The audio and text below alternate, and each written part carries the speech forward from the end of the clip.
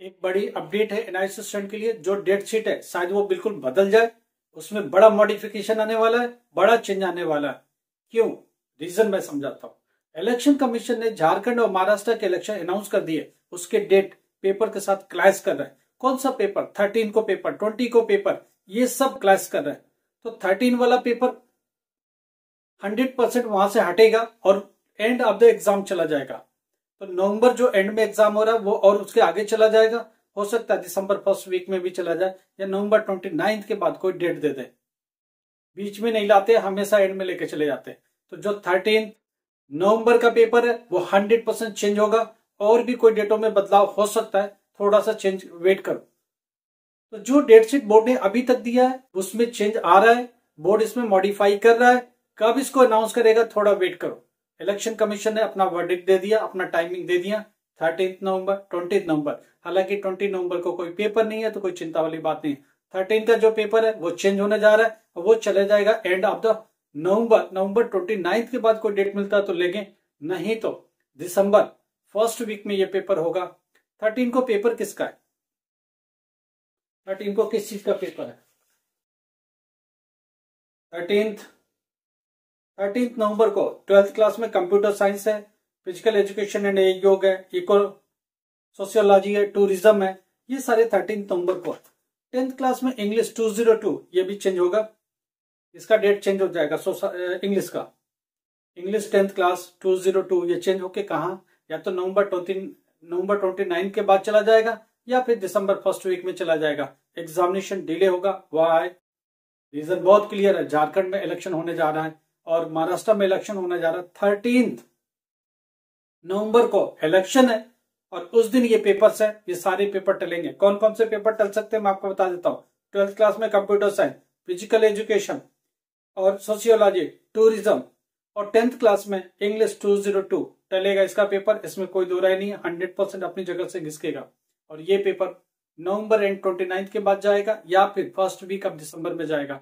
100% board इसके ऊपर काम कर रहा है और इस पर लगातार अपडेट आएगा। तो अभी वेट करो नए डेट शीट अनाउंस होने का, नोटिफिकेशन आने का। गवर्नमेंट इसके ऊपर काम करेगी, बोर्ड इसके ऊपर 100% काम करेगा। तो एग्जामिनेशन डेट में बड़ा बदलाव है, इस बदलाव को अपने दिमाग में लेके चलो और इस हिसाब से ये जो पेपर्स है वो एंड में जाएंगे। और जितना पीछे एग्जाम चलता चला जाएगा रिजल्ट भी उतना डिले होता चला जाएगा, क्योंकि उन कॉपियों को भी चेक करने में टाइम लगेगा और रिजल्ट बनाने में भी उतना टाइम लगेगा।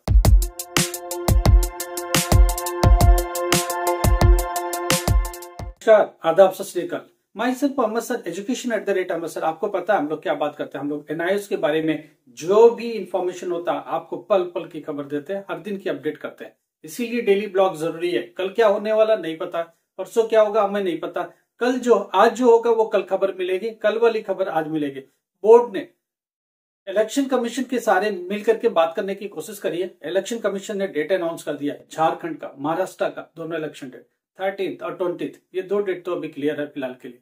13 पर देखो लगा हुआ कौन कौन से एरिया में इलेक्शन होने वाले हैं। झारखंड में बहुत सारे एरियाज में इलेक्शन होने हैं। उस इलेक्शन को देखते हुए वो डेट टलेगा, वो जो पेपर है वो चेंज हो जाएगा।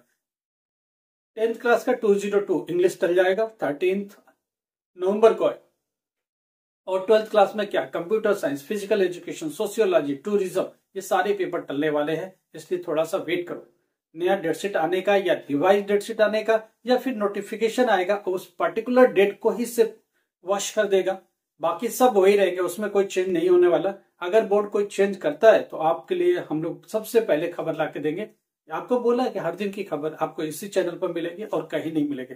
इसीलिए आप बोलते हो रोज रोज क्या, ये रोज रोज की खबर होती है।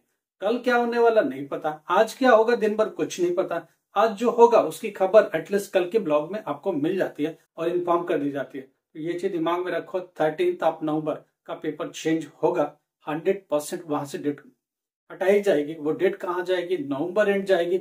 नवंबर एंड का मतलब 29 नवंबर तक तो ऑलरेडी पेपर, उसके आगे जा सकती है या फिर दिसंबर फर्स्ट वीक में जा सकती है। वेट कर, बोर्ड मॉडिफिकेशन लाएगा।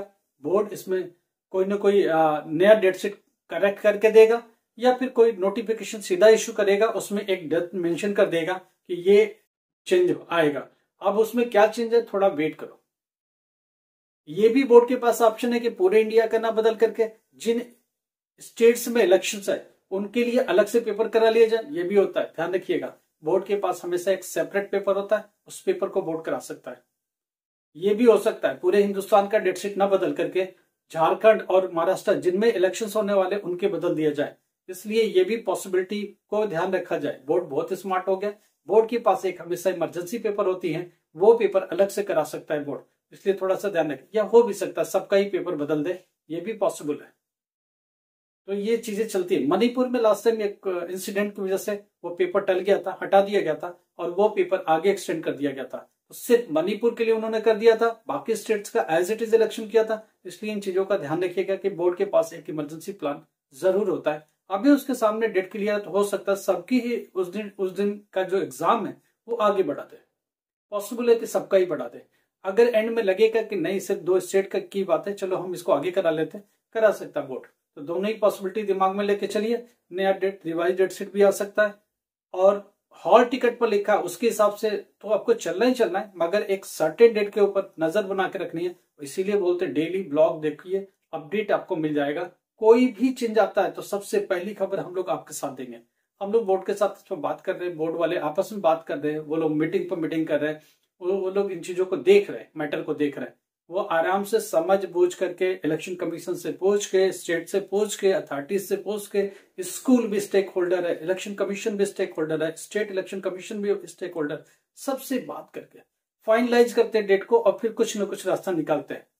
जब तक इनका डेट शीट आया था तब तक इन दोनों स्टेट्स के इलेक्शन का पता नहीं था। अभी इन्होंने अनाउंस कर दिया तो एक नया हलचल होगी। इस हलचल को लेकर के बोर्ड को करेक्ट करना पड़ेगा और सही करना पड़ेगा।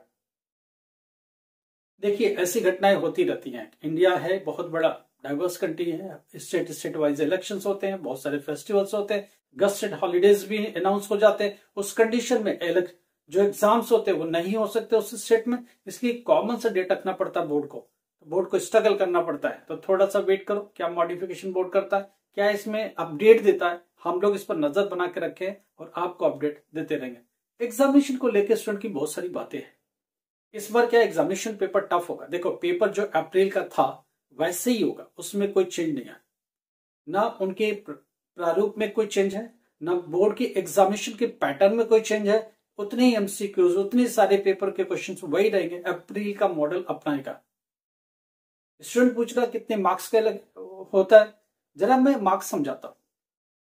हिंदी है, इंग्लिश है, जिसमें प्रैक्टिकल नहीं है तो 20 मार्क्स टीएमए के चले जाते हैं, 80 मार्क्स की बचते हैं। जो डायरेक्ट एंट्री वाले बच्चे उनका 100 मार्क्स का पेपर होता है। अब ये दोनों बच्चे एक साथ बोलते हैं तो एक बच्चा बोलता है मेरा तो 100 का ही पेपर है, दूसरा भी बोलता है मेरा 100 का पेपर है, तो 80 का कब हुआ। देखिए मैं इसका प्रारूप समझाता हूं आपको। अगर आपने का टीएमए लगा हुआ है तो इसका मतलब 20 मार्क्स वो सेपरेट हो गए। अब जो 100 का मार्क्स है, अगर 100 का 100 आपका सही है तो सिस्टम क्या करता है कि आपका जब टीएमए लगा हुआ है तो उसको क्या करता है 80% पर श्रिंक कर देता है। तो 100 की जगह पर 80 मार्क्स पोस्ट करेगा, 80% पोस्ट करेगा।